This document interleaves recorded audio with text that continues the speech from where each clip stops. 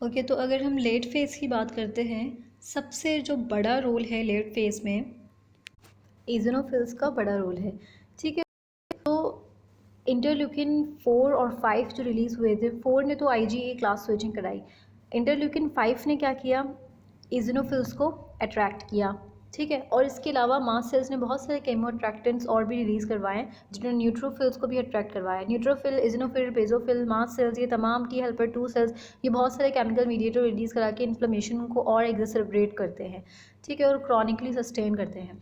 अब जो इज़िनोफिल का मेन जो रोल है, दैट इज़, एक तो इज़िनोफिल जब हमें मिलेंगे तो ये डिफ्रेंशिएट भी करने में इजी हो जाएगा, दैट इज सीओपीडी और asthma, because in asthma we can see eosinophils but not in the chronic bronchitis और एनी अदर सीओपीडी डिजीज़।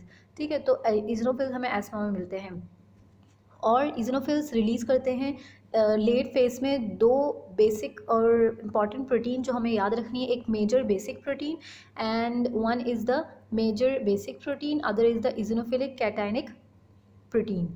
ठीक, अच्छा, और ये कि जितने भी हमारे पास केमिकल मीडिएटर रिलीज़ हुए हैं, लाइक ल्यूकेंट्राइन्स जितने भी हैं, C4, E4, D4, वो तमाम क्या करवाते हैं, म्यूकस प्रोडक्शन करवा रहे हैं, हाइपर प्लेजिया करवा रहे हैं, एक तो गॉबलेट सेल्स की, ग्लैंड्स की और स्मूथ मसल्स की।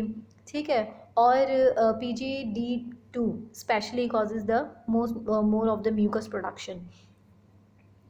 सो this is all about the early and late phase. अच्छा, अगर हम एस्मा में कुछ सस्पेक्ट्स देखें, ठीक है, कौन कौन असल में क्राइम कर रहा है, ठीक, सो हमारे पास 3 ग्रुप्स आती हैं।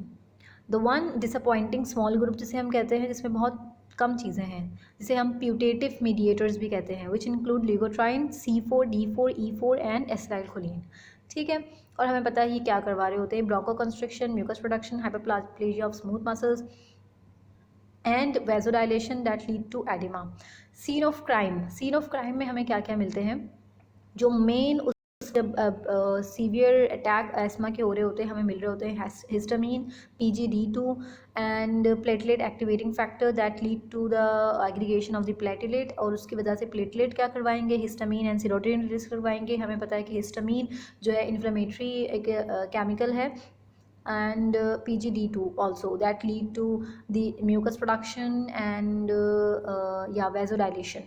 So suspects for whom specific antigenic inhibitor not available, जैसे ये हम इसलिए इनको सस्पेक्ट्स को पढ़ रहे हैं क्योंकि इन्हीं के खिलाफ ही हमें थेरेपी देनी है, इन्हीं के खिलाफ ही हमें ट्रीटमेंट देनी है। ठीक है, तो उन वो वाले सस्पेक्ट भी हमारे पास कुछ हैं जिनके खिलाफ, जो वो स्पेसिफिक एंटीजन है जिनके खिलाफ अभी तक हमने कोई इनहिबिटर या कोई ट्रीटमेंट नहीं हुई है। Interleukin 1 tumour necrosis factor, interleukin 6 which is a chemokine, eotaxin, neuropeptide, nitric oxide, bradykinin and endothelin, जो मेनली वेजोडाइलेशंस करवा रहे होते हैं। ओके, सो अगर हमें पता है कि ये एक हेरिडिटरी डिसऑर्डर है, ये चाइल्डहुड में अपेयर होता है, this is strong family history इसके साथ एसोसिएटेड है, तो एक्चुअली कहाँ पे, और हमें पता है कि टी हेल्पर 2 सेल्स ज़्यादा काम कर रहे होते हैं, तो कहाँ पे प्रॉब्लम है। सो ये जो है थोड़ी बहुत स्टडी से, वैसे तो ये एक अननोन मैकेनिज्म है, लेकिन कहा जाता है कि chromosomal abnormalities that lead to this childhood asthma और atopic asthma. Chromosomal abnormality in the 5q arm, genes जो हैं for the B2 receptor, beta 2 adrenergic receptors, interleukin 3, 4, 5, 9 and 13 receptor for the lipopolysaccharide जिन्हें हम कहते हैं CD14 होते हैं, उनके खिलाफ क्रोमोसोमल एबनॉर्मेलिटीज़ होती है। एक थ्योरी में कहा है कि TT जीनोटाइप हो जाता है, जीनोटाइप TT हो जाती है, जिसकी वजह से एंडोटॉक्सिन बनने बहुत ज़्यादा शुरू हो जाते हैं, that lead to more risk factor for the asthma attack. और another is the class 2 MHC alleles which respond to major histocompatibility. Class 2 major histocompatibility alleles respond to some antigens, जो सिर्फ कुछ एंटीजन्स पे रिएक्ट कर रहे होते हैं और कुछ पे नहीं कर रहे होते। जैसे अब नॉर्मल जिसको एस्मा नहीं है, जो नॉर्मल चाइल्ड हैं, और वही अगर एंटीजन्स उनकी बॉडी में चले जाएँ तो उनके एस्मा के अटैक्स नहीं होते हैं, because they didn't gone through these chromosomal abnormalities. ठीक है, तो वो उनके लिए, उनकी बॉडी के लिए वो तमाम एंटीजन्स नॉर्मल हैं, but for the ESMA patient तो उनके लिए जो है वो नॉर्मल एंटीजन्स पे रिस्पॉन्स कर रहे होते हैं, कुछ नॉर्मल एंटीजन्स पे। So another is the Adam 33 ठीक है, जो कि एक जीन है वो कॉज करवाता है proliferation of the bronchial hyper activity and fibrosis. उसमें भी chromosomal abnormality that lead to the more proliferation of the bronchial smooth muscles and hyper activity and fibrosis. Morphology की बात की जाए तो in patients dying of asthmaticus the lungs are over distended, ठीक है, बहुत over distended because we know there is obstructive disease, hyper inflation occur, air trapping occur upon exhalation. तो because of over inflation with small areas of atelectasis, ठीक है, and the most striking macroscopic finding is occlusion of bronchi and bronchioles by thick tenacious mucus plug. हमें पता है कि mucus production होती है। Sputum अगर देखा जाए कि वो जो कफ करते हैं तो स्प्यूटम में क्या मिलता है, that mostly that cough on night और अर्ली मॉर्निंग। तो sputum cytology studied that found Curschmann spirals and Charcot Leyden crystal. Curschmann spirals जब उन्होंने स्टडी किए हैं that was mucus plugs that contains whorls of shed epithelium. Epithelium जो damage हुई थी, जो हमारे पास मेजर बेसिक प्रोटीन वगैरह बने थे वो एक्चुअली एपिथेलियम को डैमेज करते हैं in the late phase reaction. तो क्रशमैन स्पाइरल वो शेड एपिथेलियम वो म्यूकस प्लग में हमें मिलते हैं, उसको हम कहते हैं क्रशमैन स्पाइरल्स। और चार्कोट-लेडन क्रिस्टल जो होते हैं वो इजिनोफिल मेम्ब्रेन प्रोटीन होते हैं, ठीक है, जो कि lysophospholipase membrane protein called galectin, वो मेम्ब्रेन प्रोटीन हमें in the form of crystals मिल रहे होते हैं that we call the Charcot Leyden crystals in the sputum of asthma patient. These are the charcote-laden crystals, eosinophilic needle-shaped crystalline structures. Okay तो होता क्या है एस्मा के पेशेंट में एयरवे रीमॉडलिंग होती है। एक तो ओवरऑल थिकनिंग हो जाती है एयरवे, मतलब वो बिल्कुल चेंज हो जाती है उनकी एयरवे, ठीक है, ओवरऑल थिकनिंग होती है एयरवे वॉल की। सब basement membrane fibrosis in the chronic form due to deposition of the type 1 and type 3 collagen beneath the classic basement membrane composed of type 4 collagen and laminin, ठीक है, उसके नीचे increase vascularity होती है, ठीक है, and increase in the size of sub mucosal glands, mucosa metaplasia, goblet metaplasia occur of airway epithelial cell. तमाम के तमाम जितनी रिमॉडलिंग एयरवे में हो रही होती है एस्मा के पेशेंट में due to the mediator released, ठीक है। हाइपरट्रॉफी होती है, hyperplasia of bronchial wall muscle, this has led to the novel therapy of जो हाइपरट्रॉफी और हाइपरप्लेजिया होती है स्मूथ मसल्स की, उसको जब पढ़ा गया तो उसकी वजह से एक नॉवल थेरेपी उन्होंने डिस्कवर की दैट ब्रोंकियल थर्मोप्लास्टी। उसमें क्या करते हैं कि रेडियो फ्रीक्वेंसी करंट अप्लाई करते हैं वॉल पे और ब्रोंकोस्कोपिकली उस प्रोब को डालते हैं which reduces the airway hyper responsiveness for up to at least a year, right, उसको रिड्यूस कर देता है। It's a treatment. Now acute obstruction की अगर बात की जाए तो क्या क्या मिलेगा, muscular bronchoconstriction is there, acute oedema is there, mucus plugging is there and we have studied all in the pathogenesis.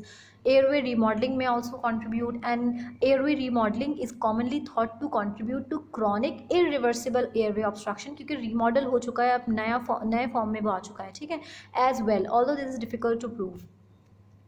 This is the bronchial biopsy specimen for an asthmatic patient showing sub-basement membrane fibrosis. ठीक है, ये pink areas are fibrosis and eosinophilic inflammation. Red areas you can see that these are the eosinophilic inflammation and muscle hyperplasia is also there. Okay asthma के साथ कुछ और भी conditions होती हैं एसोसिएटेड, तो उनको हम क्या कहते हैं, atopy asthma plus allergic rhinitis plus atopic dermatitis, Churg Strauss syndrome जिसमें एस्थमा के साथ रिलेटेड हो eosinophilia and granulomatous vasculitis, aspirin sensitise asthma which is also called Samter's syndrome जिसमें एस्थमा है, एस्पिरिन सेंसिटाइजेशन है और नेजल पॉलिप्स मिलेंगे। Allergic bronchopulmonary aspergillosis, that is asthma plus pulmonary infiltrate plus allergic reaction to aspergillus, that is a fungus. Diagnosis हमें कैसे मिलेगी, obviously it's obstructive lung disease, तो PFTs में ऑब्स्ट्रक्टिव पैटर्न मिलेगी, that is FEV1 is reduce, FVC is reduce, the ratio is reduced as well because of more decrease of FEV1, जो disproportional decrease है ना FEV1 to FVC में, so FEV1 is more reduced than FVC, so the ratio is reduced and increase in the residual volume and total lung capacity. As we know that it respond to bronchodilators, क्योंकि ESMA को बाकी obstructive lung disease हम किस तरह distinguish करते हैं by performing some tests, ठीक है। मेथोकॉलिन टेस्ट है, ब्रोंकोडायलेटर टेस्ट है। So bronchodilator because it's an reversible disorder, bronchodilator के बाद the obstruction is reverse, so all the other are distinguished by this reversibility of asthma. बाकी तमाम reversible नहीं है, बाकी इरिवर्सिबल है।